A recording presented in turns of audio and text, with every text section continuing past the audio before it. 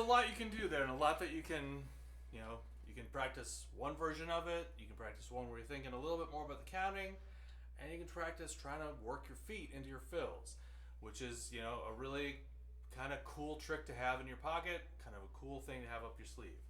On top of that, we also talked about, just when it's time to go heel up on your bass drum. And that's, sometimes it's just going to feel right to do that, to get a little more stamina or a little more smoothness, to sort of tap into the muscles you already have worked as an athlete or as just a person who walks around.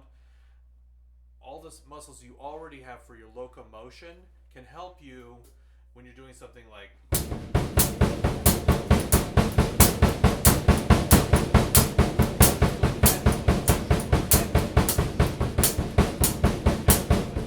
so when I'm doing that, where I position my foot on the pedal to go heel up is that I bring my heel all the way down to the heel plate, which puts, for me, my toes about 2/3 of the way up the pedal. For you, wherever that actually ends up being, where you're sort of not all the way up to the chain, but somewhere kind of in the middle or a little bit further than the middle. And you're just going to lift your heel up and kind of find your balance point so that you're not stretching to get it or falling to get there, falling because you're there. But usually you have to shift your weight forward just a little bit. And then you want this to be as easy as possible. Okay? As little effort. So just because you have your heel up, you're going to have a little more weight that's happening, and there's going to be more places where your muscles get sore. Your hip flexor is going to get a little sore. Your quadricep might get a little sore, but probably not that bad. And so what you want to do is find how many times in a row you can do that, and then turn it into an exercise to lock it in. So let's say you can go at some particular tempo, this tempo, and that's as far as you can go, is 1 triplet and triplet, 2 triplet and triplet. Okay? All right, well then do it there and then pass it to your hands.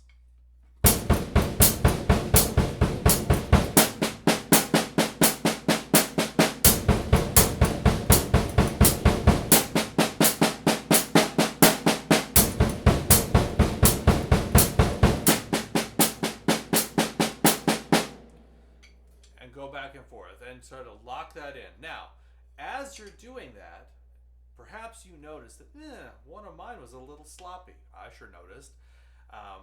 You want to make note of where are you getting a little sloppy? Where are you exactly with it reliably, and where does it stumble or have the potential to stumble? How often does that stumble?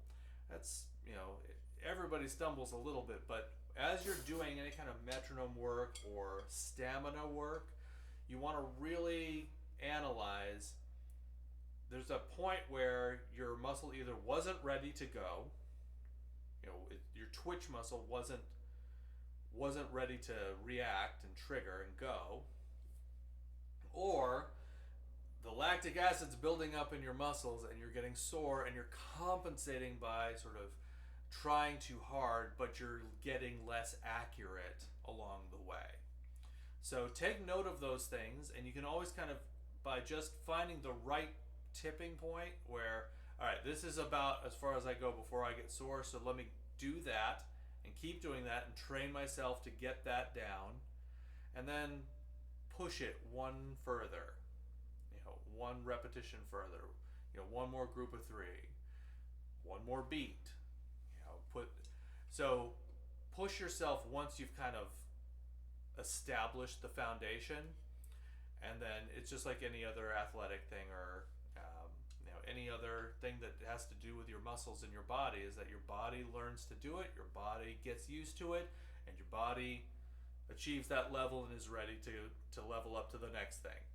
So there's a lot you can do there, and you can invent your own similar exercises that are along the same lines. Something that you want to do,